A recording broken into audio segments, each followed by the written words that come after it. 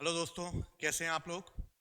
मैं खान एकेडमी और exam original की तरफ से आप लोगों के लिए एमपीपीएससी के अकॉर्डिंग जो सिलेबस है उस पे हम लोग आज चर्चा करेंगे। ठीक। तो आप लोगों को अगर सिलेबस पता है तो अच्छी बात है, और यदि नहीं पता है तो उसके लिए आप एमपीपीएससी की साइट पे जाकर सिलेबस देख सकते हैं। आज का जो टॉपिक है वो टॉपिक ये है कि पेपर सेकेंड का जो पार्ट बी है, उस पार्ट बी की थर्ड नंबर की यूनिट है। उस थर्ड नंबर की यूनिट में एक चैप्टर है मानव संसाधन विकास, यानी कि ह्यूमन रिसर्च डेवलपमेंट, यानी कि एचआरडी। और मानव संसाधन विकास एक ऐसा टॉपिक है जिससे क्वेश्चन लगातार आते हैं। ठीक। इस क्वेश्चन का जो पैटर्न है वो हमें देखना है इसके तहत, और इसके तहत क्या क्या चीजें हम लोगों को कवर करनी है इस पे हमें ध्यान देना है। पहली चीज जो सबसे इंपॉर्टेंट है, पहले हमें ये पता करना है कि एमपीपीएससी ने क्या क्या उसमें सिलेबस में दिया है। सिलेबस के अकॉर्डिंग हम लोग किस तरीके से उसको कर सकते हैं। पहली चीज, मानव संसाधन विकास में जो चीज है, पहला है प्रारंभिक शिक्षा, यानी प्राइमरी एजुकेशन से रिलेटेड क्वेश्चन आ सकते हैं। हायर एजुकेशन यानी कि उच्च शिक्षा से। टेक्निकल एजुकेशन यानी तकनीकी शिक्षा। चिकित्सीय शिक्षा, व्यावसायिक शिक्षा, इनकी गुणवत्ताएं, और बालिकाओं की शिक्षा। यानी ये टॉपिक एमपीपीएससी ने दिया हुआ है, और इसी को आधार बनाते हुए हम ये देखेंगे पहले कि एक एक चीज को हम लोगों को कवर करना है। ह्यूमन रिसर्च डेवलपमेंट यानी कि मानव संसाधन विकास क्या है, प्रारंभिक शिक्षा क्या है, उच्च शिक्षा क्या है, तकनीकी शिक्षा क्या है, चिकित्सीय शिक्षा क्या है, व्यावसायिक शिक्षा क्या है, ठीक, बालिकाओं की शिक्षा क्या है। और फिर जो सबसे इंपॉर्टेंट चीज है वो हमें ये देखना है कि वर्तमान में इससे अभी तक पीएससी ने क्या क्या क्वेश्चन पूछे हैं। तो दोस्तों, कभी भी हमें अगर एमपीपीएससी के सिलेबस के अकॉर्डिंग अगर आगे बढ़ना है तो पहले हमें यह देखना होगा कि इससे कौन कौन से क्वेश्चन आए हुए हैं।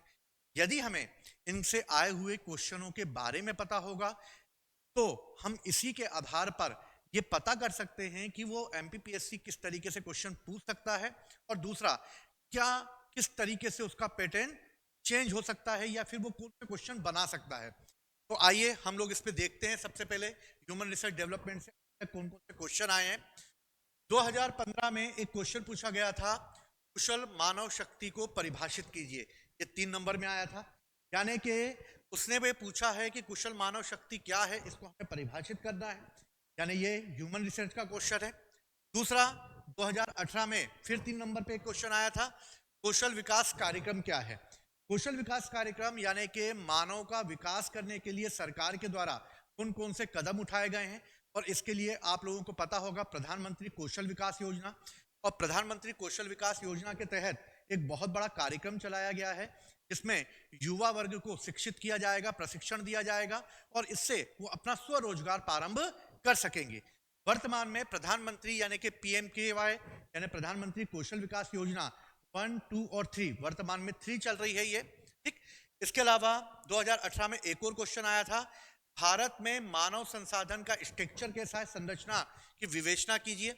एक क्वेश्चन पूछा गया है। 2015-18 में एक और क्वेश्चन आए हैं, मानव विकास सूचकांक के प्रमुख संकेतक कौन कौन से हैं और इनकी विशेष हमें रूप से चर्चा करना है। यानी मानव विकास यानी ह्यूमन इंडेक्स के ऊपर उससे पूछा है कि क्या क्या संकेतक उसमें अपनाए जाते हैं। प्रमुख रूप से 4 संकेतक अपनाए जाते हैं, हम उसको देखेंगे। तो मेन रूप से ये क्वेश्चन पूछे गए थे। इसके बाद कौन कौन से और क्वेश्चन आए हैं, जैसे जनांकीय लाभांश, ये क्वेश्चन पूछा गया है 2018 में, यानी 3 क्वेश्चन पूछे गए हैं। 2019 में कुशल मानव संसाधन की उपलब्धता और विदेशी निवेश का क्या संबंध है। ठीक। इसके अलावा 2019 में भारत में मानव अधिकार को कायम करने वाली एजेंसी का उल्लेख कीजिए, यह पूछा गया है 3 नंबर में। 2019 में ही 15 नंबर का एक क्वेश्चन पूछा गया है भाइयों, ये मानव संसाधन विकास के लक्ष्य किस प्रकार सामाजिक व्यवस्था के विकास का नेतृत्व करेंगे और मानव संसाधन विकास की विशेषताएं बताइए। ठीक है। तो अभी तक फिलहाल इतने क्वेश्चन एग्जाम में पूछे गए हैं, लेकिन हम ये भी देखेंगे कि कौन कौन से क्वेश्चन जो हैं वो आगे पूछे जा सकते हैं। तो मैंने एक अभी तक जो क्वेश्चन पूछे जा सकते हैं को भी आपके सामने रखा है, जिससे आपको एक मोटा मोटा फ्रेमवर्क आपका तैयार हो जाए कि क्या क्या क्वेश्चन आ सकते हैं और क्या क्या क्वेश्चन वर्तमान में या भविष्य में पूछे जा सकते हैं। ठीक, जैसे कुशल मानव शक्ति को परिभाषित कीजिए, पूछा ही जा चुका है ये। प्रधानमंत्री कौशल विकास योजना, ये एक इंपॉर्टेंट क्वेश्चन पूछा गया है। ये भी मानव संसाधन क्या है, ये भी एक इंपॉर्टेंट क्वेश्चन है। प्री मार्कर में ये सारे क्वेश्चन पूछे जा सकते हैं।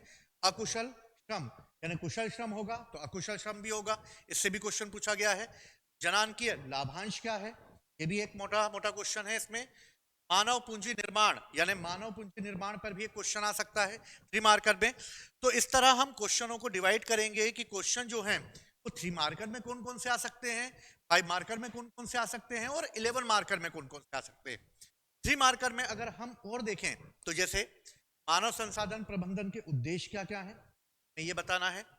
मानव संसाधन प्रबंधन की विशेषताएं आपने देखा ही होगा, लास्ट वाला जो क्वेश्चन पूछा गया था वो विशेष पूछा गया था। मानव संसाधन नियोजन की प्रक्रिया पूछी गई है। मानव संसाधन मंत्रालय पूछा गया क्योंकि मिनिस्ट्री से रिलेटेड क्वेश्चन आया है। स्किल इंडिया पोर्टल ही एक क्वेश्चन 3 मार्कर में पूछा जा सकता है। और रोजगार विहीन समृद्धि, ये भी एक क्वेश्चन आने वाले भविष्य में बन सकता है। ठीक, तो 3 मार्कर में और क्वेश्चन जो हैं ये सभी आ सकते हैं। इसके बाद अगर हम 5 मार्कर में देखें तो क्या क्या क्वेश्चन बन सकते हैं, जैसे देखा जाए तो विद्यार्थियों महिलाओं में रोजगार की प्रवृत्तियां कौन कौन, ये भी एक क्वेश्चन पूछा जा सकता है। भारत में मानव संसाधन का स्ट्रक्चर यानी संरचना क्या है, पूछा गया है ये। जनांकीय लाभांश क्या है, ये भी पूछा गया है ये। मानव संसाधन क्या है, इसके उद्देश्य, ये भी पूछा जा सकता है। मानव संसाधन एवं शिक्षा, ये भी एक क्वेश्चन बहुत इंपॉर्टेंट है। मानव संसाधन का शिक्षा से क्या संबंध है, और शिक्षा ही मानव संसाधन का निर्माण करती है, ये सबसे इंपॉर्टेंट चीज है।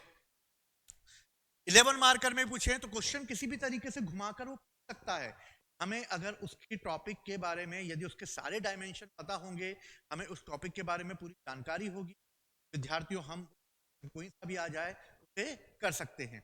ये एक बेसिक से क्वेश्चन है जो नॉर्मली सोशलॉजी से रिलेटेड यानी कि समाज शास्त्र से रिलेटेड है। ठीक, भारत में मानव संसाधन के विकास पर एक निबंध लिखने को आ सकता है। शिक्षा किस तरीके से मानव संसाधन विकास में सहायक है, ठीक, इसकी विवेचना कीजिए। मानव संसाधन क्या है तथा भारत में इसकी स्थिति पर प्रकाश डालिए। विद्यार्थियों क्वेश्चनों के पीछे में लिखा होता है, निबंध लिखिए, विवेचना कीजिए, प्रकाश डालिए, स्पष्ट कीजिए। तो मैं एक एक्स्ट्रा क्लास इसमें एक बाद में लूंगा आप लोगों के लिए, जिसमें ये जो पुछल्ले शब्द लगे होते हैं इन शब्दों के साथ कैसे आप लोगों को क्वेश्चन राइटिंग करनी है। एक हम क्वेश्चन राइटिंग पर भी क्लासेस करेंगे, जिसमें हम देखेंगे कि क्वेश्चनों को किस तरीके से पीएससी में लिखा जा सकता है, किस तरीके से हम क्वेश्चनों को डिवाइड कर सकते हैं।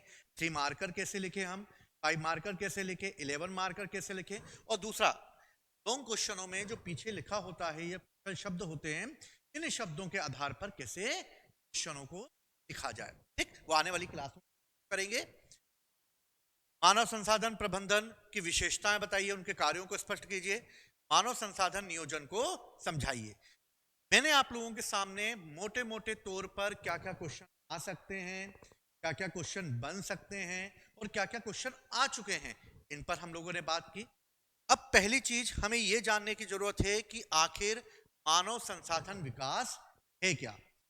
मानव संसाधन विकास से अगर मैं पूछूं आप लोगों से कि संसाधन क्या होता है, संसाधन यानी कि रिसोर्सेस होते हैं, यानी रिसोर्सेस होते हैं, यानी कि मानव को एक संसाधन के रूप में हम किस तरीके से यूज कर सकते हैं, यानी कि हम मानव का प्रयोग जो है वो संसाधन के रूप में कैसे किया जा सकता है, कैसे उत्पादन बढ़ाया जा सकता है, यानी मानव को एक दायित्व ना मानते हुए एक संपत्ति माना जाए, और संपत्ति को किस तरीके से हम अधिक से अधिक उत्पादन के प्रयोग में कर सके। तो इसके लिए हम सबसे पहले मानव विकास होता क्या है इस पे हम लोग बात करते हैं।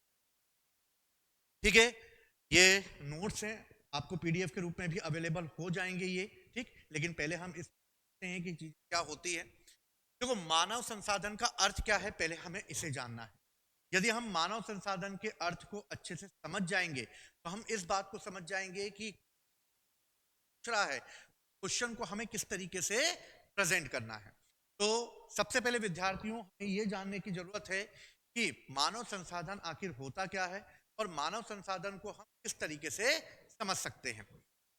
जैसे नाम में ही लगा हुआ है मानव संसाधन विकास, यानी मानव को एक संसाधन मानते हुए ठीक किस तरीके से हम उसका अधिक से अधिक प्रयोग कर सकते हैं, यही है मानव संसाधन विकास। लेकिन इसकी डेफिनेशन हमें कैसे लिखनी है, ये इंपॉर्टेंट है। तो मानव संसाधन से तात्पर्य वो होता है जब मनुष्य को एक संसाधन मानते हुए, यानी कि उसे एक रिसोर्स मानते हुए उसके सभी पक्षों को उन्नत करने पर बल दिया जाए। यानी मनुष्य के एजुकेशन पर, की यानी शिक्षा पर, यानी उसके चिकित्सा पर और उसके सभी आवश्यक तत्वों को यदि हम विकसित करेंगे तो मानव का विकास भी उससे जुड़ा होगा। यानी मानव के संपूर्ण पक्ष को उन्नत करने पर ही बल देता है मानव संसाधन विकास।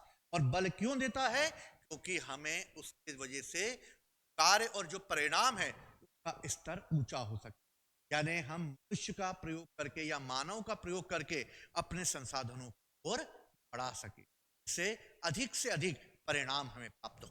ठीक, अगर देखा जाए तो भारत में ये संकल्पना पहले भी आ चुकी है और कौटिल्य के अर्थशास्त्र में कौटिल्य ने इसे लिखा है स्पष्ट रूप से कि कोई भी राज्य का निर्माण तभी हो सकता है और राजा का ये कर्तव्य होना चाहिए कि वो अपने राज्य में किसी भी प्रकार के यदि कोई कर्मचारी हैं या कोई भी व्यक्ति लगे हुए हैं तो उन सेवकों का कल्याण और विकास के बिना हम अपने राज्य को सर्वश्रेष्ठ नहीं बना सकते।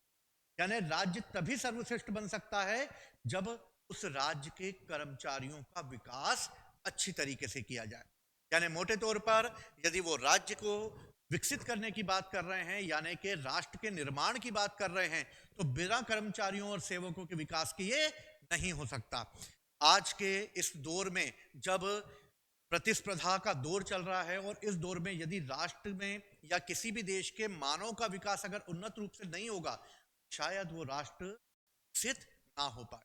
इसलिए किसी भी राष्ट्र को विकसित करने के लिए यह अति आवश्यक है कि उस व्यक्ति का विकास होना चाहिए, उस देश के नागरिकों का विकास होना चाहिए। उन नागरिकों के विकास के साथ साथ देश का उत्पादन भी बढ़ेगा और देश का उत्पादन बढ़ेगा तो देश जो है एक विकसित राष्ट्र के रूप में उभर कर सामने। ठीक, तो यही सब कहानी है मानव संसाधन विकास की। मानव संसाधन की अवधारणाओं की अगर हम और अधिक तरीके से समझना चाहें तो मानव संसाधन की अवधारणा जो जनसंख्या को अर्थव्यवस्था पर दायित्व के रूप में ना देखते हुए एक परिसंपत्ति के रूप में देखती है। तो विद्यार्थियों, मानव संसाधन की अवधारणा जनसंख्या को अर्थव्यवस्था पर दायित्व नहीं मानती, बल्कि ये अर्थव्यवस्था पर उसे एक संपत्ति के रूप में देखती है जिससे अधिक से अधिक प्रॉफिट या अधिक से अधिक लाभ प्राप्त हो सके। ठीक, तो मानव संसाधन जो है वो व्यक्ति के विकास के साथ जुड़ा हुआ है और व्यक्ति के विकास के साथ साथ ही व्यक्ति का सभी तरीके से विकास करना ही मानव संसाधन विकास है। ठीक, अब बात आती है कि मानव का विकास कैसे हो सकता है। तो विद्यार्थियों, मानव का विकास अच्छी शिक्षा, प्रशिक्षण और चिकित्सीय सेवाओं के द्वारा हम अच्छे से अच्छा परिणाम प्राप्त कर सकते हैं। यानी जनसंख्या जो किसी भी देश की है, यदि हमने उसे अच्छी शिक्षा दी है, उसको अच्छा प्रशिक्षण दिया है, उसे अच्छी चिकित्सा सेवाएं उपलब्ध कराई हैं, तो वो जनसंख्या मानव संसाधन के रूप में बदल जाए। यानी मानव संसाधन का विकास किन कारणों पर निर्भर करता है? शिक्षा, प्रशिक्षण और ये सेवाओं पर निर्भर करता है। ठीक, मानव संसाधन उत्पादन में प्रयुक्त होने वाली एक पूंजी है। यानी मनुष्य का विकास करने के कारण क्या है और उत्पादन में मानव का अधिक से अधिक यदि हम प्रयोग करेंगे तो एक पूंजी के रूप में काम करेगी जो हमें और अधिक विकसित और विकासशील बनाएगी। इस युग में मानव संसाधन के विकास के द्वारा ही हम कम से कम प्रयासों पर अधिक से अधिक लाभ प्राप्त करते हैं, यही मान। यदि हम मोटे तौर पर अगर बात करें कि मानव संसाधन क्या है, तो मानव संसाधन विकास जो है वो शिक्षा, प्रशिक्षण और चिकित्सा पर निर्भर है, जो किसी भी देश के उन्नत अर्थव्यवस्था के लिए अत्यंत आवश्यक है। ठीक। मानव संसाधन विकास का उद्देश्य मानवीय श्रम का सदुपयोग करना है, जिससे जनशक्ति का विकास हो सके। जनशक्ति यानी देश की शक्ति, यानी जन जन की शक्ति। अगर हम उसके श्रम का अधिक से अधिक को सही तरीके से प्रयोग करें, इन कारणों को अपनाते हुए इन निवेशों के आधार पर करें, तो हम अधिक से अधिक लाभ कमा सकते हैं और एक प्रॉपर देश की जनता को एक जनशक्ति में तब्दील कर सकते हैं। तो विद्यार्थियों, इससे आप लोगों को जरूर समझ में आया होगा कि मानव संसाधन विकास क्या है। टॉपिक में मैंने तुम्हें आप लोगों को अच्छे से समझाने का प्रयास किया है। अच्छे से समझाने का प्रयास इसलिए क्योंकि हम इतना लिख नहीं सकते, क्योंकि पीएससी में इतना लिखने की कोई आवश्यकता नहीं है, लेकिन ये बताने की मुझे आवश्यकता है कि आप उस हैं या नहीं। यदि आप इस को अच्छे से समझ जाएंगे तो अपनी भाषा में ही आप लिख पाएंगे। मैं आपको लिखा हुआ दे दूं, आपको नोट दे दूं, आप अपने तरीके से कभी नहीं लिख पाएंगे। आप वही लिख पाएंगे जो वो 3 घंटे में आपका दिमाग आपसे लिख पाएगा। यानी जो आप सोचेंगे, जो उस समय आपको समझ में आएगा, आप उसे ही अपनी कॉपी में प्रेजेंट करेंगे। कोशिश ये होनी चाहिए कि उस सब्जेक्ट पे हमारी पकड़ इतनी मजबूत होनी चाहिए कि जब वो एग्जाम का समय आए तो एग्जाम के समय में हमें सब उसके कीवर्ड याद आए। तो मैं कुछ कीवर्ड्स के साथ भी आप लोगों को बाद में समझाने का प्रयास करूंगा, जिससे आपको सिर्फ वो कीवर्ड समझ में आए और उसी के आधार पर आप पूरे क्वेश्चंस लिख पाए। ठीक। जनशक्ति का अर्थ भी हम समझते हैं कि जनशक्ति क्या होती है। जनशक्ति जो है उसका अर्थ हम कई रूपों में देख सकते हैं, जैसे संगठित या असंगठित श्रमिक भी हो सकते हैं, नियोक्ता भी हो सकते हैं, पर्यवेक्षक भी हो सकते हैं, प्रबंधक भी हो सकते हैं, कर्मचारी भी हो सकते हैं। यानी जनशक्ति एक से नहीं बल्कि संपूर्ण उस देश की जनता से मिलकर बनेगी और वह किसी भी वर्ग से आ सकती। और यदि हम उस वर्ग को मजबूत प्रदान करेंगे, वो एक मानव संसाधन के रूप में तब्दील हो जाए। सभी व्यक्ति जो कार्य में लगे हैं, कार्य करने योग्य हैं, किंतु अभी कार्यरत नहीं है, वो भी मानव संसाधन है। तो इसका मतलब ये नहीं है कि उस देश की जनता या उस देश का कोई वर्ग यदि वो कार्यरत नहीं है, यानी वो उस समय कार्यरत नहीं है, तो मानव संसाधन में ऐसा नहीं है, गिना ही नहीं जाएगा। वो भी मानव संसाधन है, क्योंकि वो कभी ना कभी तो कार्य करेगा, और जब वो कार्य करेगा तो ऑटोमेटिक उत्पादक वर्ग में शामिल हो जाएगा। मानव संसाधन का विकास एक नवीन अवधारणा के रूप में हमारे सामने आई है। ठीक। इसे व्यष्टि और समष्टि दो स्तरों पर हम इसको कर सकते हैं। व्यष्टि और समष्टि क्या होता है, हम इसको समझते हैं। यानी मानव संसाधन विकास एक नवीन अवधारणा है और इसे समझने के लिए हमें व्यष्टि और समष्टि यानी दो भागों में इसे डिवाइड कर दिया गया है। क्या होता है, कुछ नहीं, नाम बड़े हैं दर्शन छोटे हैं, कोई दिक्कत नहीं है। दो। ठीक। व्यष्टि उसको कहते हैं जो एक संगठन में श्रमिकों एवं प्रबंधकों के विकास से है, इसमें गुणवत्ता एवं उत्पादन दोनों में वृद्धि हो। यानी सिंपल समष्टि यानी कि वो इसमें कार्मिकों, प्रबंधकों यानी कर्मचारियों और प्रबंधकों के विकास से है और उनकी गुणवत्ता से है। समष्टि एक राष्ट्र की संपूर्ण जनसंख्या के चहुमुखी विकास से, यानी समष्टि कर्मचारियों और प्रबंधकों के विकास से है और समष्टि जो है वो एक संपूर्ण जनसंख्या के विकास, ज्यादा डिफरेंस है नहीं। ठीक। तो समष्टि यानी कि श्रमिकों और प्रबंधक, और समष्टि जो है वो जनसंख्या। याद ना भी रहे तो कोई दिक्कत वाली बात नहीं है, जो उस समय मैंने आपको कहा कि आपको वही याद आएगा आपने। ठीक। कार्ल मार्क्स ने भी श्रमिकों को तकनीकी कौशल बढ़ाने पर बल दिया है और कार्ल मार्क्स का यह कहना था कि श्रमिक को अगर अच्छा मानव संसाधन बनाना है और श्रमिक वर्ग को यदि उत्पादन के रूप में यदि हमें आगे बढ़ाना है, तो उसे तकनीकी कौशल जरूर दिया जाना चाहिए और तकनीकी कौशल के आधार पर ही आगे बढ़ सकता है। मार्शल ने भी शिक्षा को व्यवसाय के पक्ष पर बल देते हुए शिक्षा को आर्थिक विकास से जोड़ने का समर्थन किया है। जहां कार्ल मार्क्स ने इसे तकनीकी एजुकेशन से जोड़ने का या तकनीकी विकास से जोड़ने का प्रयास किया है, वहीं पर मार्शल महोदय ने इसे इस बात पर बल दिया है कि किस तरीके से हम शिक्षा को आर्थिक विकास से जोड़ सकते हैं। और यदि हम शिक्षा को आर्थिक विकास से जोड़ देंगे, ये संख्या एक मानव विकास में या संसाधन के रूप में तब्दील हो जाएगी। विद्यार्थियों, ये मानव विकास का अर्थ हम लोगों ने समझने का प्रयास किया। मानव संसाधन का विकास किस तरीके से हम लोग कर सकते हैं, इस पर मैंने आप लोगों से चर्चा की। सिंपल सी बात, क्या होता है मानव संसाधन विकास, क्या होता है और किस तरीके से मानव संसाधन विकास कार्य करता है, या मानव संसाधन विकास के लिए मानव संसाधन विकास किन कारणों पर निर्भर होता है, इस पे हमने बात की। अब इसे हम एक चार्ट के रूप में भी समझ सकते हैं। चार्ट के रूप में, जैसे मानव है, मानव को यदि एक संसाधन में तब्दील करना है, यानी कुशल मानव संसाधन की उपलब्धता को यदि हमें प्राप्त करना है, तो शिक्षा, स्वास्थ्य और कौशल, यानी उसे अच्छा कर दिया जाए, उसके स्वास्थ्य को बेहतर बनाया जाए और उसे अच्छी एजुकेशन दी जाए, यानी शिक्षा दी जाए।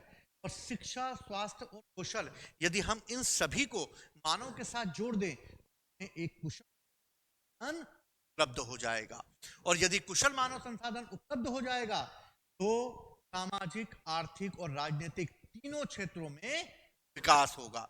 और यदि वो तीनों क्षेत्रों में विकास होगा, तो राष्ट्र का विकास होगा। यानी मानव संसाधन विकास राष्ट्रीय विकास से जुड़ा हुआ, यानी मानव संसाधन का विकास सिर्फ मानव का विकास नहीं, बल्कि पूरे राष्ट्र का विकास है। और पूरे राष्ट्र का विकास है यानी कि देश के या उस देश की अर्थव्यवस्था का विकास है। और अर्थव्यवस्था के साथ साथ समाज का, राजनीतिक स्तर को भी वो विकसित करता है। तो मानव संसाधन बेसिक रूप से मानव के शिक्षा, स्वास्थ्य और कौशल पर निर्भर करेगा, जिसको हम अच्छी तरीके से समझ सकते हैं। ठीक, कुशल मानव संसाधन की उपलब्धता हमें प्राप्त होगी और वो हमें एक राष्ट्रीय विकास की ओर ले जाएगी।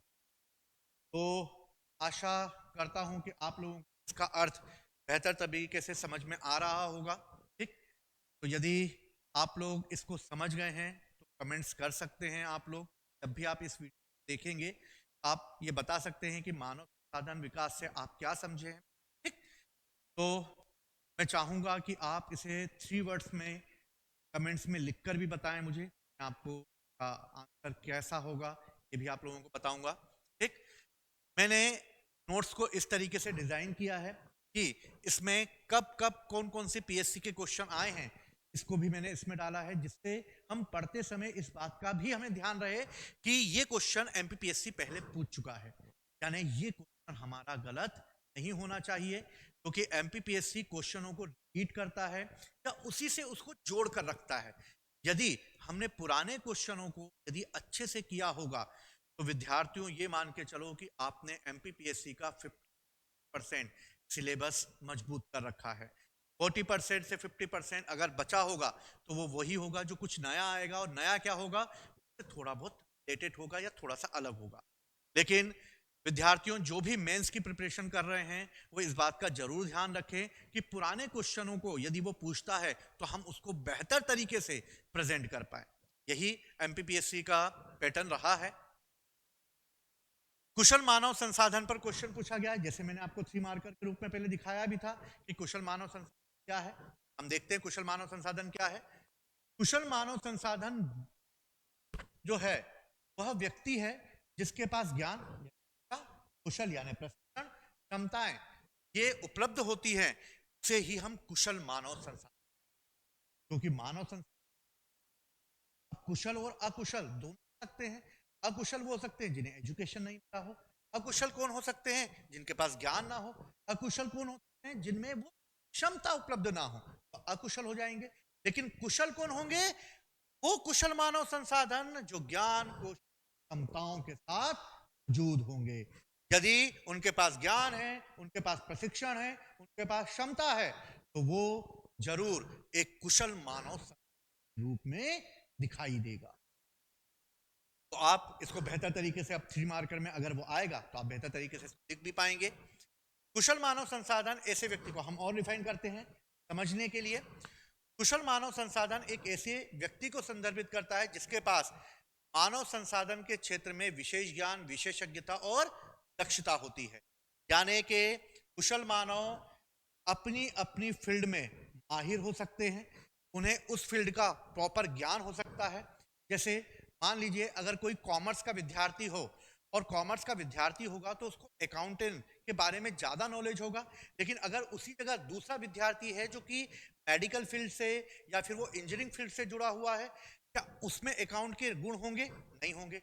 यानी जिसने जिस प्रकार की शिक्षा ग्रहण की है वही शिक्षा उसे एक कुशल मानव के रूप में, और कुशल मानव संसाधन उसी व्यक्ति को संदर्भित करता है जो कि किसी विशेष, ध्यान दो, विशेष ज्ञान, विशेषज्ञता, यानी उसे उसकी विशेषज्ञता पता है, यानी उसने उसमें महारत हासिल कर रखी है और उसकी दक्षता पर निर्भर, ठीक।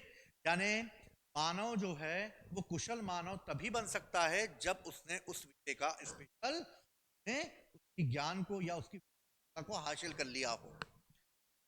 कुशल मानव संसाधन पेशेवर किसी भी संगठन के भीतर मानव पूंजी के प्रबंधन और समर्थन में महत्वपूर्ण भूमिका भी निभाते हैं।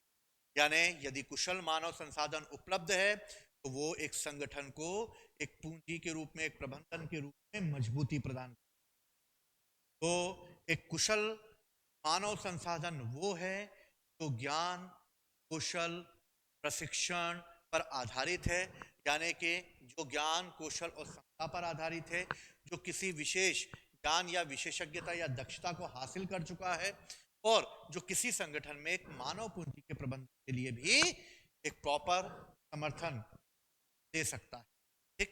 तो मुझे आशा है कि आप लोग समझ चुके होंगे कि कुशल मानव संसाधन क्या होता है। तो हम और समझने का प्रयास करते हैं कि इतने बड़े जन समूह को यदि हमें कुशल संसाधन के माध्यम से कौशल युक्त बनाना है तो देश के विकास में समुचित योगदान अगर वो दे सकता है तो साथ ही साथ उस कुशल युक्त बल के प्रयास से पर्याप्त मात्रा में विदेशी मुद्रा अर्जित हो सकती है। तो बोलने का मतलब मेरा ये था कि एमपीपीएससी में इससे रिलेटेड एक क्वेश्चन आया था 2019 में कि कुशल मानव संसाधन और विदेशी पूंजी को कैसे हम कुशल मानव संसाधन में जोड़ सकते हैं। अगर किसी भी व्यक्ति को यदि उचित कौशल दिया जाए, उसे उचित क्षमता उसके अंदर डेवलप कर दी जाए और यदि वो कुशल युक्त श्रम के आधार पर यदि हम उसका निर्यात कर, यानी कि हम व्यक्ति के द्वारा उसकी योग्यता के आधार पर यदि हम उसके कुशल नेतृत्व को या उसके बल को या उसके श्रम को यदि हम निर्यात करते हैं, यानी कि मान लीजिए हम किसी विदेशी कंपनी में अगर जॉब करते हैं और यदि भारत में रहते हुए अगर हम वो विदेशी कंपनी को यदि अपना योगदान दे रहे हैं या हम अपने तरीके से उसको हैंडल कर रहे हैं, यानी कि हम अपनी सेवाएं विदेशों को देकर विदेश से हम विदेशी मुद्रा अर्जित कर रहे हैं। यानी हमारे भारतीयों के अंदर या उस देश के जहां लोग रहते हैं उस देश के निवासियों के द्वारा यदि उचित कौशल प्राप्त कर लिया गया है या उचित कौशल वो प्राप्त कर रहे हैं और यदि हम उसे विदेश में निर्यात करें तो हम उससे विदेशी मुद्रा प्राप्त कर सकते हैं। यानी मानव संसाधन एक कौशल युक्त पर बल देता है और विदेशी मुद्रा की जहां बात आती है तो हम कौशल युक्त श्रम को निर्यात कर सकते हैं, इससे हम विदेशी मुद्रा को प्राप्त कर सकते हैं। देश की अर्थव्यवस्था में एक प्रॉपर तरीके से उछाल आ सकता है और साथ ही साथ एक बड़ी जनसंख्या को रोजगार भी उपलब्ध हो सकता है। तो विद्यार्थियों, कौशल संसाधन या कुशल संसाधन और विदेशी पूंजी का यदि हमें संबंध स्थापित करना है तो कुशल मानव संसाधन से हम जो भी श्रम करते हैं या हमने जो कुशल प्रॉपर तरीके से जो प्रशिक्षण प्राप्त किया है उस प्रशिक्षण के आधार पर यदि हम किसी देश में ये सेवाएं उपलब्ध कराते हैं तो हमें विदेशी मुद्रा तो प्राप्त होती है, साथ ही हमें रोजगार का भी, अधिक से अधिक जनसंख्या को हम रोजगार भी प्रदान कर सकते हैं, ठीक। तो विदेशी मुद्रा के साथ साथ रोजगार भी प्राप्त हो सकता है, ठीक। बहुत जरूरी है किसी भी देश के कुशल संसाधन को बनाने के लिए, ये बहुत ही इंपॉर्टेंट फैक्टर होता है। अब बात आती है कि किसी भी मानव संसाधन विकास के रूप में यदि हम साधनों की बात करें तो कैसे हम उसे एक साधन के रूप में तब्दील कर सकते हैं। अगर मैं आपसे पूछूं कि किसी भी व्यक्ति को यदि मुझे एक अच्छा मानव बनाना है या एक अच्छा संसाधन के रूप में उसका प्रयोग करना है, तो हम उसका प्रयोग कैसे कर सकते हैं। मानव संसाधन के विकास के लिए जो सबसे इंपॉर्टेंट होती है वो होती है शिक्षा। शिक्षा बहुत जरूरी है। शिक्षा ही किसी विद्यार्थी को या किसी भी व्यक्ति को एक प्रॉपर कुशल मानव संसाधन में तब्दील कर सकती है, उसे देश के राष्ट्र के लिए या देश के राष्ट्र के उत्पादन के लिए सहायक बना सकती है। जैसे एडल्ट एजुकेशन की बात करें, हम पूर्ण शिक्षा की बात करें, तो इसमें जिस व्यक्ति को भी अगर ये शिक्षा प्राप्त होती है, जो हायर एजुकेशन प्राप्त करता है, वो आर्थिक विकास में सर्वप्रथम आवश्यक माना जाता है, क्योंकि एक विद्यार्थी जो उच्च शिक्षा प्राप्त कर चुका है वो जरूर देश के आर्थिक विकास में योगदान देगा। प्राइमरी एजुकेशन यानी प्राथमिक शिक्षा। प्राथमिक शिक्षा इसलिए आवश्यक है क्योंकि यही शिक्षा का आधार है। किसी भी विद्यार्थी को प्राथमिक शिक्षा के आधार पर ही उसका प्रारंभिक विकास होता है। तो प्राइमरी एजुकेशन के बाल्य अवस्था में ही दी जाती है, और यदि प्राथमिक शिक्षा ही शिक्षा का आधार तैयार करती है तो प्राथमिक शिक्षा ही उसे अपने पर्यावरण के बारे में बताती है, और इससे बच्चा शिक्षित होता है और अंधविश्वास और अविवेक के चक्कर में कम फंसता है। यानी कि शिक्षा प्राप्त कर लेने पर उस व्यक्ति का विकास प्रारंभ हो जाता है, भी प्राथमिक शिक्षा प्राप्त कर चुका होता है। माध्यमिक शिक्षा अधिकांश छात्रों के लिए एक अंतिम शिक्षा के रूप में आती है, क्योंकि ये अंतिम शिक्षा प्राथमिक शिक्षा को इसलिए कहा जाता है क्योंकि इस शिक्षा के बाद विद्यार्थी जो अगली शिक्षा प्राप्त करेगा वो आर्थिक क्रियाओं में संलग्न होने, क्योंकि जो माध्यमिक शिक्षा सभी के लिए समान रूप से होती है, लेकिन माध्यमिक शिक्षा प्राप्त कर लेने के बाद जब बच्चा अपनी फील्ड में अलग अलग लेता है, यानी कि जब वो कॉमर्स में जाना चाहता है या फिर वो सेवा में जाना चाहता है या फिर वो मेडिकल सेवा में जाना चाहता है, तो इसके लिए वो अपनी अपनी फील्ड चुनता है जिसमें उसकी रुचि होती है, और उसी के आधार पर वो आर्थिक क्रिया में संलग्न हो। माध्यमिक शिक्षा सबसे अधिक संख्या में निपुण व अर्ध निपुणों का निर्माण करती है, क्योंकि कई लोग यहाँ पर आके शिक्षा छोड़ देते हैं। इसलिए माध्यमिक शिक्षा कर छात्र उच्च शिक्षा में, यानी वो अब इसके बाद हाई एजुकेशन लेगा, यानी कि अब इसके बाद वो उच्च शिक्षा की ओर बढ़ेगा। एडल्ट एजुकेशन ये भी आर्थिक विकास में सबसे महत्वपूर्ण जरूरी है। प्राथमिक शिक्षा क्योंकि शिक्षा का आधार यहां से तय होगा। माध्यमिक शिक्षा यहां से बालक इसे प्राप्त करके आर्थिक संलग्न, उच्च शिक्षा प्राप्त करके वो देश के विकास के लिए आगे बढ़ेगा। दूसरी महत्वपूर्ण बात यह है कि मानव संसाधन में उच्च शिक्षा भी एक बहुत ही जरूरी होती है। उच्च शिक्षा से तात्पर्य क्या होता है? उच्च शिक्षा उच्च वर्ग के कर्मचारियों का निर्माण करती है, यानी कि इस शिक्षा को प्राप्त कर लेने के बाद जो भी व्यक्ति उच्च शिक्षा को ग्रहण करता है वो फिर अलग अलग फील्ड में जाता है, और अलग अलग फील्ड में जाकर वो इस तरीके से उन शिक्षा को ग्रहण करता है। इसलिए अगर हम देखें तो उच्च शिक्षा बहुत आवश्यक है, और उच्च शिक्षा के आधार पर ही वो उच्च वर्ग के कर्मचारियों का निर्माण करता है। वो विवेकपूर्ण निर्णय एवं चालन भी कर सकता है और उत्पादन की भी निर्भर होता है। तो अगर हम साधन के रूप में बात करें, शिक्षा बहुत जरूरी है। शिक्षा के आधार पर ही मनुष्य का या मानव का विकास हो सकता है। क्वेश्चन ये आ चुका है या फिर आ सकता है ये कि मानव संसाधन और शिक्षा, अगर मानव संसाधन के साथ शिक्षा को नहीं जोड़ा जाएगा, कल साधन का निर्माण। दूसरी महत्वपूर्ण बात, उच्च शिक्षा भी कई प्रकार की हो सकती है। जैसे देखा जाए तो सामान्य यानी जनरली करते हैं, जो कि सामान्य शिक्षा से प्रशासन और संगठन के लिए लोग प्राप्त होंगे, यानी एडमिनिस्ट्रेशन के लोग प्राप्त होंगे, संगठन ऑर्गेनाइजेशन के लिए लोग प्राप्त होंगे। लेकिन जब विशिष्ट उच्च शिक्षा जाए तो विशेष शिक्षा किसी यांत्रिकी यानी कि कर्मचारी को प्राप्त करेगा। यांत्रिक क्षेत्र में वो जा सकता है। आर्थिक विकास के लिए प्राय विशिष्ट प्रकार की शिक्षा पर ही बल दिया जाता है, क्योंकि किसी भी कि आज का जो युग है वो टोटल तरीके से अगर देखा जाए इकोनॉमी बेस्ड है, और इकोनॉमी बेस्ड है इसलिए जरूरी है कि हर व्यक्ति किसी ना किसी विशिष्ट शिक्षा को प्राप्त कर सके, और विशिष्ट शिक्षा को प्राप्त करके वो देश के आर्थिक विकास में अपना कर सकता है। उच्च शिक्षा बहुत जरूरी है। उच्च शिक्षा सामान्य और विशिष्ट दोनों प्रकार की होती है, इस तरह उच्च शिक्षा को प्राप्त किया जा सकता है। ठीक? तो आज हम लोगों ने अभी तक जो देखा वो ये देखा कि मानव संसाधन क्या होता है, मानव संसाधन के क्या क्या साधन हैं, मानव संसाधन किस तरीके से शिक्षा पर महत्वपूर्ण रूप से डिपेंड है और शिक्षा ही उसका आधार बनाती है। अब शिक्षा जो मानव संसाधन विकास है उसके साथ ही जरूरी है उसका मैनेजमेंट। यदि प्रॉपर तरीके से नहीं होगा कुशल मानव ही अकुशल, इसलिए जरूरी है कि human research management, resource management बहुत जरूरी है।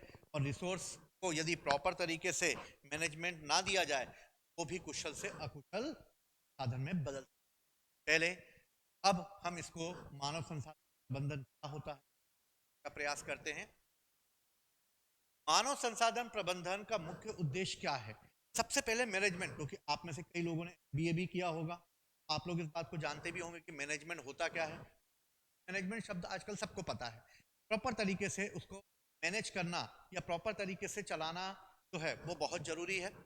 यानी इसका मेन मोटिव जो होता है वो होता है कि कंपनी के कर्मचारियों पर हुए निवेश से अधिक लाभ सुनिश्चित किया जाए, क्योंकि मेन पॉइंट यही है मैनेजमेंट का कि अधिक से अधिक उत्पादन को बढ़ाया जाए और अधिक से अधिक उससे लाभ कमाया जाए। यानी कर्मचारियों पर प्रॉपर तरीके से निवेश करते हुए उसे एक सुनिश्चित रूप से एक लाभ के रूप में तब्दील कर दिया जाए तथा वित्तीय जोखिम को भी कम रख, यानी कि फाइनेंस में भी जोखिम ना आए, यानी कि वहां पर भी अगर देखा जाए तो कम से कम जोखिम हो, और दूसरा अगर देखा जाए तो अधिक से अधिक लाभ प्राप्त हो। ये उसका मोटिव होता है मानव संसाधन प्रबंधन का कि कर्मचारियों में इस तरीके से निवेश करना कि अधिक से अधिक लाभ प्राप्त हो और जोखिम भी कम प्राप्त हो। एक कंपनी में अगर देखा जाए तो मानव संसाधन प्रबंधकों की यह जिम्मेदारी बताई जाती है कि किन गतिविधियों का संचालन उन्हें करना चाहिए, प्रभावशाली, वैधानिक, न्यायिक और तर्कपूर्ण ढंग से उसका विकास करना चाहिए जिससे कि मानव का अधिक से अधिक प्रॉपर तरीके से उसका प्रबंधन किया जा सके। मानव संसाधन प्रबंधन में व्यक्ति एवं संस्था अथवा व्यक्ति एवं सरकार के बीच एक प्रकार के बेहतर संबंधों का भी निर्माण होता है, क्योंकि बेहतर संबंधों का निर्माण इसलिए होता है क्योंकि प्रबंधन ही संस्था से व्यक्तियों को जोड़ता है, प्रबंधन ही व्यक्तियों को सरकार से जोड़ता है, और इस तरह एक बेहतर संबंध ही एक बेहतर उत्पादन को बढ़ा सकता है, और ताकि दोनों ही लाभान्वित हो सकें और इस तरीके से दोनों विकास हो सके। तो मानव संसाधन विकास के लिए ये बहुत जरूरी है, उसका प्रबंधन होना भी बहुत इंपॉर्टेंट है, और मानव संसाधन प्रबंधन के आधार पर ही हम एक तालमेल स्थापित कर सकते हैं, और एक तालमेल स्थापित करके मानव और व्यक्ति का संस्था के द्वारा या मानव या व्यक्ति का सरकार के द्वारा एक बेहतर संबंध स्थापित होकर अधिक से अधिक लाभ अर्जित किया जा सकता है। देखा जाए तो प्रत्येक संस्था देश में किसी न किसी प्रकार की संस्था होती है, या किसी भी प्रकार के, या देखा जाए तो किसी प्रकार की संस्था या देश में ये पाया जाता है कि कोई भी संस्था होगी तो उसका भी एक मैनेजमेंट होगा, कोई देश होगा तो उसका भी अपना एक मैनेजमेंट होगा, क्योंकि प्रत्येक देश या संस्था का उद्देश्य विकास के लक्ष्य को प्राप्त करना। यदि कोई भी संस्था है, कोई भी देश है, तो उसका मोटिव ही यही है कि अधिक से अधिक लाभ अर्जित किया जाए, और अधिक से अधिक लाभ अर्जित करना है तो पहले कुशल मानव संसाधन का विकास किया जाए और फिर उसमें किया जा सके। दूसरी चीज, मानव संसाधन प्रबंधन का मुख्य जोर परिणाम पर होता है, नियम कानून पर नहीं। वो परिणाम मांगता है, रिजल्ट मांगता है कि क्या रिजल्ट निकल कर आया। नियम कानून पर उसका ज्यादा बल नहीं होता है, वो अधिक से अधिक प्रॉफिट पे ध्यान देता है कि मेन उद्देश्य ही उत्पादन की लागत को कम करते हुए अधिक से अधिक लाभ कमाना है। इसके अंतर्गत मानव संसाधन को मानव पूंजी के रूप में परिवर्तित करना भी एक महत्वपूर्ण लक्ष्य है, यानी मानव को एक संसाधन ना मानते हुए उसे एक पूंजी में तब्दील कर दिया जाए जिससे अधिक से अधिक लाभ प्राप्त हो सके। यह मुख्यतः व्यक्ति की क्षमता का निर्माण करता है, पर केंद्रित होती है, अधिक से अधिक मानव पूंजी को कार्यशील जनसंख्या में परिवर्तित कर सकता है। यानी अगर उस देश का अच्छा प्रबंधन होगा तो वो देश जनसंख्या को एक उचित जो है कौशल में विकास विकसित करेगी, जिससे एक कार्यशील जनसंख्या में वो परिवर्तित हो जाएगी और अधिक से अधिक जो है उत्पादन की क्षमता को भी बढ़ा सकेगी। यह लोगों को कार्यशील जनसंख्या में परिवर्तित करके बेहतर परिणाम देने में भी सहायक होता है। ये विशेषताएं हैं प्रबंधन की कि प्रबंधन किसी भी देश या संस्था के विकास के लक्ष्य को प्राप्त करने में सहायक होता है। कोई भी प्रबंधन जो है वो अच्छा परिणाम निर्धारित करता है। इसके अंतर्गत मानव संसाधन मानव पूंजी परिवर्तित हो सकती है। जनसंख्या को एक कार्यशील जनसंख्या में परिवर्तित किया जा सकता है। व्यक्ति की क्षमता के निर्माण पर यह केंद्रित होती है। कार्यशील जनसंख्या में इसे परिवर्तित करके बेहतर परिणाम प्राप्त किया जा सकता है। क्वेश्चन भविष्य में आ सकता है कि मानव संसाधन प्रबंधन के उद्देश्य क्या हैं। ठीक, तो उद्देश्य में हमने एक कीवर्ड जो है इनको थोड़े से ध्यान में रखना है कि प्रत्येक देश या संस्था में उद्देश्य लक्ष्य को विकास के लक्ष्य को प्राप्त करना है, मुख्य रूप से परिणाम को प्राप्त करना है, मानव पूंजी के रूप में परिवर्तित करना है, कार्यशील जनसंख्या के रूप में तब्दील करना है, या फिर उसे एक प्रकार यानी एक प्रॉपर तरीके से अच्छे परिणाम के लिए आगे बढ़ाना है। और क्या हो सकते हैं अगर हम मानव संसाधन प्रबंधन को देखें तो मानव संसाधन प्रबंधन में ये सारी विशेषताएं आती हैं। अब हम देखते हैं मानव संसाधन प्रबंधन के उद्देश्य क्या हैं। देखिए उद्देश्य, ये क्वेश्चन आ सकता है, आया भी है ये क्वेश्चन, ठीक है, कि मानव संसाधन के उद्देश्य क्या हैं। तो हम सबसे पहले ये देखते हैं मानव संसाधन के उद्देश्य क्या है। 3 मार्कर में आया है तो हम इतना बड़ा नहीं 10 वर्ड, लेकिन अगर एक बार समझ में आ गया तो हमें इसे भी एंड कर सकते हैं। उद्देश्य की अगर हम बात करते हैं तो मानव विकास तथा उसके लिए आर्थिक समृद्धि को इसका साधन बना, यानी कि मेन जो कीवर्ड है आर्थिक, यानी मानव संसाधन प्रबंधन का उद्देश्य क्या है, आर्थिक समृद्धि है, यानी आर्थिक समृद्धि को इसका साधन बनाना है। दूसरा क्या है दोस्तों, इसके अंतर्गत मानव शक्ति अथवा मानव पूंजी के लिए एक नियोजन यानी कि एक प्लानिंग करना है। दूसरा, आर्थिक विकास की संपूर्ण प्रक्रिया का अंतिम उद्देश्य मानव की स्थिति में सुधार करना है, यानी आर्थिक समृद्धि को का साधन बनाना, मानव पूंजी के लिए नियोजन तैयार करना, या मानव शक्ति के लिए अंतिम उद्देश्य मानव की स्थिति में सुधार करना है। मानव संसाधन के प्रबंधन के अंतर्गत पोषण, स्वास्थ्य, शिक्षा में निवेश करना तथा उत्पादकता के आधार पर उचित, यानी कि इसका मेन उद्देश्य यही है कि मनुष्य को अगर अच्छा प्रॉपर मैनेजमेंट दिखाना है तो हमें पोषण, स्वास्थ्य और शिक्षा में निवेश करना होगा। ये एक मानव के परिवार के आकार को ही सहायक होता है, यानी मानव का संसाधन के प्रबंधन का उद्देश्य पूरा आर्थिक विकास पर टिका हुआ है, उसके पोषण, स्वास्थ्य और शिक्षा पर टिका हुआ है। उसका मेन उद्देश्य मानव की में सुधार करते हुए उसे एक कुशल मानव में डील करना। ठीक, तो आशा करता हूं कि आप लोगों को मानव प्रबंधन समझ में आया होगा।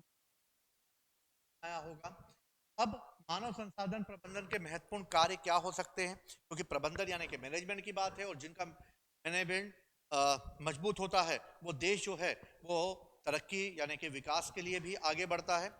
दूसरी अगर महत्वपूर्ण बात देखी जाए तो नियुक्ति और चयन करेगा, प्रशिक्षण और विकास यानी लोगों का, प्रदर्शन का मूल्यांकन करेगा यानी कि जांच करेगा प्रबंधन के लिए, पदोन्नति स्थानांतरण करेगा, अनुपयोगी कर्मचारियों को हटाना यानी कि जो अनुपयोगी कर्मचारी हैं जिनका कि किसी भी संस्था में आवश्यकता नहीं है, हटाने का काम करेगा प्रबंधन।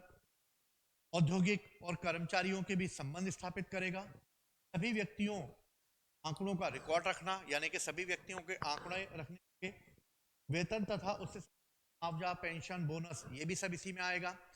योग्यता को परखना, इसके लिए वो टेस्ट भी ले सकता है या फिर किसी भी तरीके से को ले सकता है। प्रदर्शन का मूल्यांकन करना ये भी इसके अंदर आ सकता है। ठीक, तो ये सभी चीजें जो है इसके अंदर आ सकती हैं, यानी कि हमें मानव संसाधन प्रबंधन के कार्य, मानव प्रबंधन संस्था क्या है और मानव प्रबंधन यानी मानव संसाधन प्रबंधन के उद्देश्य क्या है और मानव संसाधन है क्या, इस पे आज हम लोगों ने बात की और मैं आशा करता हूँ कि आप लोगों को समझ में आया होगा।